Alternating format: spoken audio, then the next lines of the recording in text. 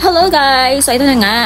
Andito na tayo ngayon guys. Sobrang layo-layo na yung narating po natin ng kwento natin ito at yung ating paglalakad. So bale, ito na po yung continuation ng ating adventure dito sa Humalig Island. So ngayon nakalagpas na tayo, diba kanina? Nakalagpas na tayo ng Little Batanes, Pamana Resort, whatsoever. Ngayon guys, naglalakad na tayo ngayon. Papunta na tayong Kanawi Beach kung saan yung Turtle Rock yung pinaka-last stop natin. Bale guys, nakita nyo yan. Yan, container yan guys. And yes, of course, kita nyo naman.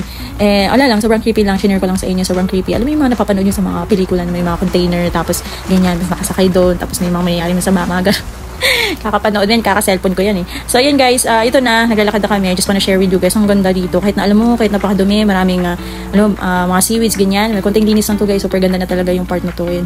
Wala pong katao-tao dito, kami lang po yung nandito guys. So, ngayon, yan, kita nyo yan. So, dyan guys, dyan na po yung pag-ikot dyan na po yung Kanawi Beach. So, sa totoo lang guys, sobrang lapit na lang natin. Kunting kebot na lang mararating na natin yung ating destination, ng ating pinaka-last stop talaga. And tapos na, pwede na tayong umuwi. And nakita niyo yung parang may bahay-bahay dyan. Yan, bahay-bahay dyan. Punta kami dyan, mag-drop by kami kasi kailangan namin makakain ng lunch kasi hindi pa kami nakapag-lunch. Kasi kanina, doon sa Diyos Bueno, wala doon silang pagkain. So, ang binili namin, drinks lang, tsaka yung chichirya kasi wala silang pagkain. So ngayon guys, kailangan namin pumunta sa Barangay Apad kung saan yung tinuro ko kanina para makakain tayo. Maghahanap tayo na kung ano doon, karinderya, restaurant, whatever. Kasi gutom na talaga kami guys. Sobrang pagod talaga. As in, tsaka napakainit ng araw.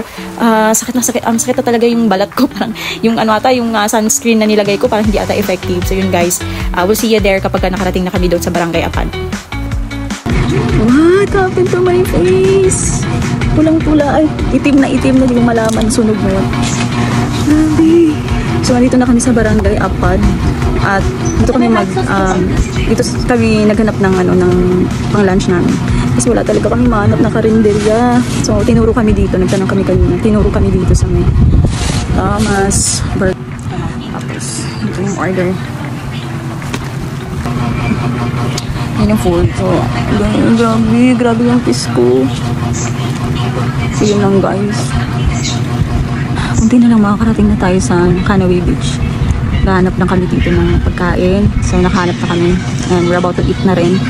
And pag nakapagpahinga na kami, hanap kami ng pagkatapos namin kumain, hanap kami ng driver na maghahatid sa amin pa uwi. Sige na namin kakayanin. Sakit ng mga paa namin. And buwang ko sa tanang ulo, ang anghang na ng mukha namin. Parang nasunog na kami. Gabi, tirik yung araw. Ngayon, mag-aalis dos na. And kakain na kami ngayon. Yun na. Takits na lang tayo sa last stop natin. Let's have a bite.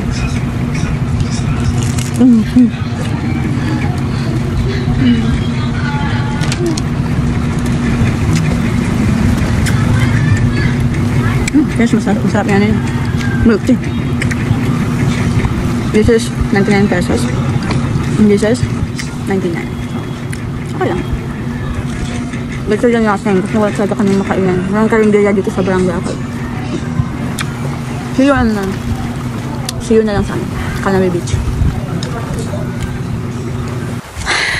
So, what's up? Guys, so papunta na kami ng Kanawi Beach kung saan yung mga last stop natin. Kung saan yung nandun yung mga formation rocks na Turtle Rock ang attraction. So, kaysa nito naglalakad na ako sa papunta na doon, and this is a spontaneous adventure. So, yun guys, pag lumagpas tayo dyan, baka matatanaw na natin yung Turtle Rock. So, doon na tayo, yun yung pinaka-last stop natin. Last na talaga yun guys, hindi na tayo mag-go beyond Turtle Rock kasi baka gabihin na tayo, and of course dayo lang tayo dito, hindi natin alam yung lugar na ito saka paano pa tayo. So I'm so happy na nakarating kami dito ng safe, although wala pa tayo sa pinaka last spot natin. Praying na everything will be alright, walang mangyayaring masama, safe tayong makarating, safe tayong makauwi. Bali kanina pala guys, after kumain ay may kinausap kaming driver ng habal-habal na pwedeng ihatid nila kami pa uwi. So, yun naman, nakausap na namin sila, nakapag-negotiate na about magkano, ganyan. So, una, hindi siya makapag-decide kung magkano ang babayaran. Pero kami na rin nag-insist kung magkano. Kasi alam naman namin yung rates, ganyan. So, yun, ano na din, susundin niya kami mga 4 PM doon sa Turtle Rock. Thank you God kasi denied mo kami and nakakuha kami ng driver, nakakain kami and safe kami nakapunta dito. And hopefully makarating kami sa Turtle Rock ng ano din, may payapa sa puso at masaya ang aming adventure, ang aming puso. So ayun lang guys, napakainit ngayon. It's 2 PM. Ayun yung sun. So tirik-tirik. So init talaga, super init. And yun na guys, malapit nang matapos yung araw na to. It's gonna be our last night here in Humalig. So nakaka-feel ako ng what do you call this? Parang lungkot. Masaya ako kasi ganito adventure. Pero malungkot din kasi mamimiss ko ito. Like super nakamiss. Mamimiss ko yung lugar na ito, mamimiss ko yung ginagawa ito. But ano pa rin, looking forward na this is not the last na magka-adventure. And mga next magkakaroon pa ng mga iba't mga adventure. So kanina guys, nagkakwento kami kasi napakalayo na talaga. I think if I'm not mistaken, ilang kilometers na to, like more than 10 kilometers. I don't know more, hindi ko alam exact how many kilometers na yung nalakad namin, pero malayo talaga siya. Parang if I'm going to show you the map, ganyan, may map dyan. Sana may map, lalagyan ko ng map dito. Yan, space na yan. Lagyan ko ng map. Yan. From here, dun sa kami magsasay, La Sable, hanggang dun sa Turtle Rock. Yan yung lakad na, napakalayo. Then, yun, on the way na kami ngayon sa Hanaway Beach. Hindi na magkano ano masasabi ko kasi ang init and pagod.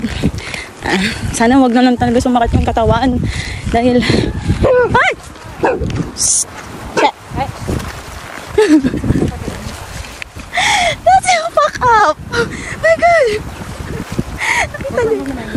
Nakita nyo yun, my gosh. Oh my gosh, parang mawawala yung kaluluwa ko.